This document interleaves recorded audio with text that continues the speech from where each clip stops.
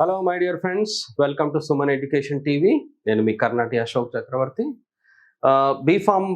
బీఫామ్లో ఇప్పటి వరకు మనము 5 వర్డ్స్ని మనం డిస్కస్ చేసుకున్నాము. ఆ వర్డ్స్లో present tense, past tense finish చేసాం. ఇప్పుడు మనము డిస్కస్ చేసుకుంటుంది విల్ బీ. సో ఈ విల్ బీ గనక మనం డిస్కస్ చేసుకున్నాం అనుకోండి, విల్ బీ ఫినిష్ అయిపోయింది అంటే మనం బీఫామ్ ఫినిష్ చేసినట్టే. That means we have finished 5 situations. Sure. And will be usage ikkada. When to use will be. అది మనం తెలుసుకోవాలి. ఇక్కడ will be అని నేను రాస్తున్నాను. will be and will be subjects.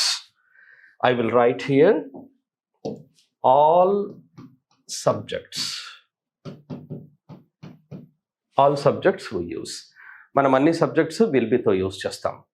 ఎక్కడైతే మనము 5 వర్డ్స్ చూసాం చూడండి, am, is, are. So different subjects use చేస్తాం. I with am with I, and is with he, she, it singulars, are with we, you, they plurals, and again we have was, were also.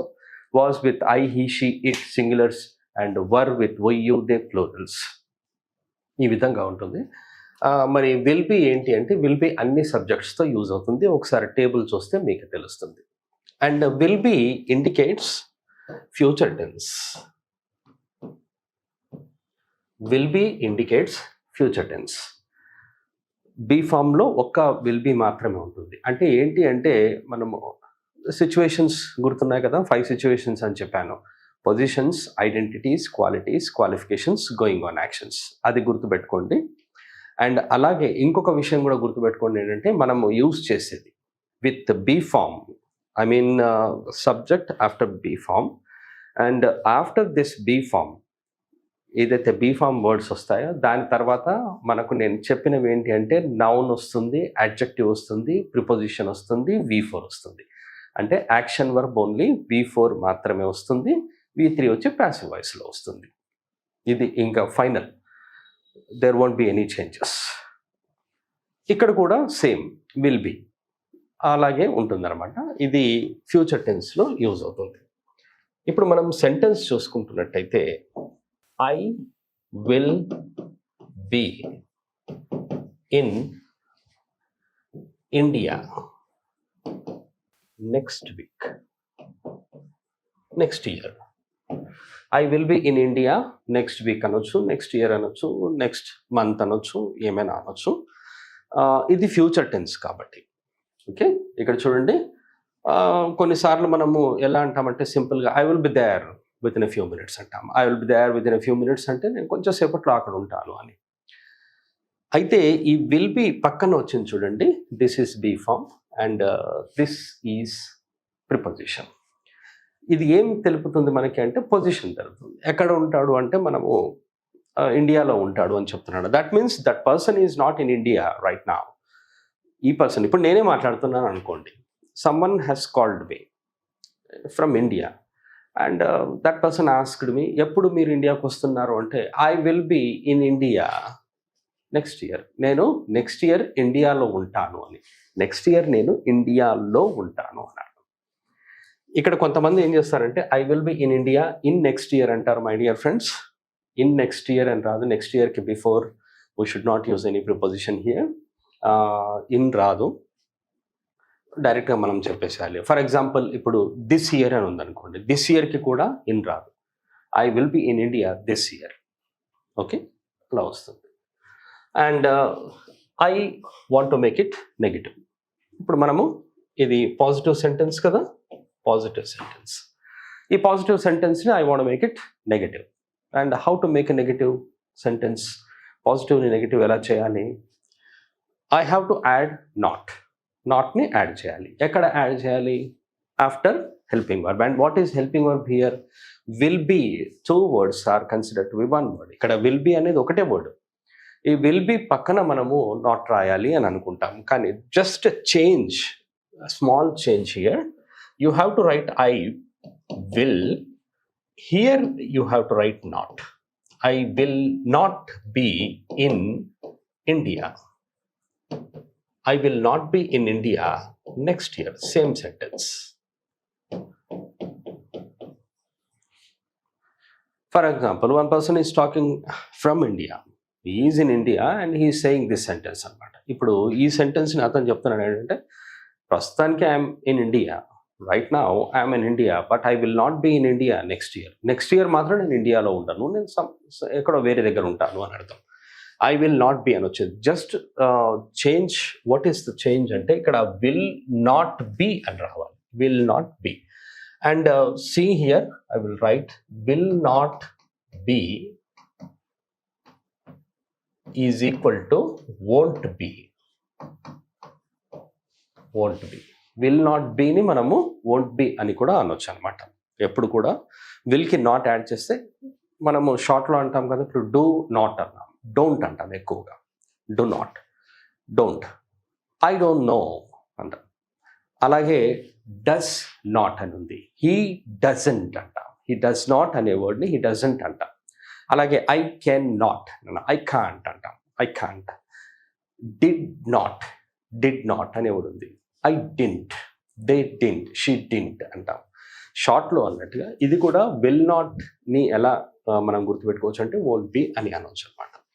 If I want to write a question, I told you that helping verb you have to take first to write a question.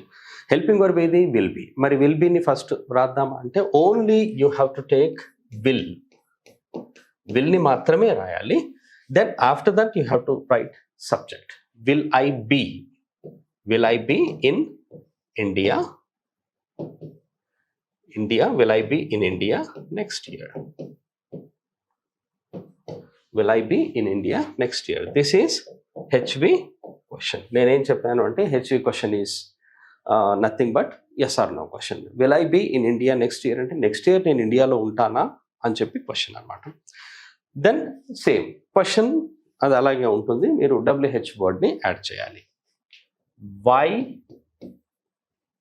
Will I be in India next year?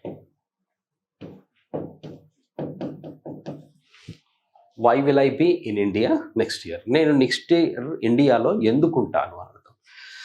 Same sentence చూడండి. Will I be in India next year. Will I be in India next year. Why ఒకటి మాత్రమే మనం add చేసాం. I want to add some other word here. వేరే word ఏదన్నా add చేయాలనుకోండి. When. When will I be in India. When వచ్చింది కాబట్టి మనకు నెక్స్ట్ ఇయర్ అవసరం లేదు, వెన్ ఉంది. అలాగే where.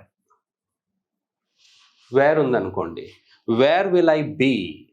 Wear will I be in India next year అంటే నెక్స్ట్ ఇయర్ నేను ఇండియాలో ఎక్కడుంటాను అన్నది. ఓకే, నెక్స్ట్ ఇయర్ నేను ఇండియాలో ఎక్కడుంటాను. లేదా మీరు సింపుల్గా ఇలా కూడా రాయొచ్చు. Where will I be next year. Where will I be next year. నేను నెక్స్ట్ ఇయర్ ఎక్కడుంటాను. ఇండియాలో ఎక్కడుంటాను అన్న సెంటెన్స్ కరెక్టే, అలాగే ఇండియాలో నేను ఎక్కడుంటాను అని అన్నా కరెక్టే. ఓకే, నేను ఎక్కడుంటాను అని సింపుల్గా కూడా చెప్పచ్చు. Okay, where will I be అని వచ్చింది. Can I write with who? హూతో రాయొచ్చా చూడండి. హూ వచ్చినప్పుడు just it is used as subject అనమాట. హూ సబ్జెక్ట్ లాగానే యూజ్ అవుతుంది కాబట్టి మనము who will be in India next year అనొచ్చు. Who will be in India next year. And I take here with whom. With whom will I be in India. అదేవిధంగా for whom అనవచ్చు. For whom will I be in India. మీరు questions రాయడం అనేది మీ ఇష్టం. మీరు ఎన్ని questions రాస్తారు అన్నది అది మీరు చూడాలి. అంటే ఆఫ్కోర్స్ ప్రాక్టీస్ చేస్తుంటే మీకు వస్తుంది. WH వర్డ్స్ తీసుకోవాలి. You take WH words and write in the place of this Y. Y ప్లేస్లో రాస్తే వస్తుంది అనమాట. Will write one more sentence. She will be waiting. She will be waiting tomorrow. She will be waiting tomorrow అన్నాం. ఇదిగోండి ఇక్కడ waiting వచ్చేసి ఇది V4 వచ్చింది. For example, this is positive sentence and I want to write a negative sentence. Negative sentence రాయాలంటే not రాయాలి. Not, where should I write? Will be వచ్చింది and in the middle of these two words will not be అని రాస్తాము, or you can write won't be. Won't be waiting. She won't be waiting tomorrow. ఆమె రేపు wait చేస్తూ ఉంటుంది అనే sentence తెలుగులో వస్తుంది. ఆమె నీకోసం ఆమె వెయిట్ చేస్తూ ఉంటుంది అని. She will be waiting for you అన్నాం అనుకోండి, నీకోసం వెయిట్ చేస్తుంది. She will be waiting tomorrow అంటే ఆమె రేపు వెయిట్ చేస్తూ ఉంటుంది. She won't be waiting tomorrow అంటే రేపు వెయిట్ చేయదు అని అర్థం అనమాట, రేపు చేస్తూ ఉండదు. And I change this to question. Will see, I should write she. Will she be? Will she be waiting?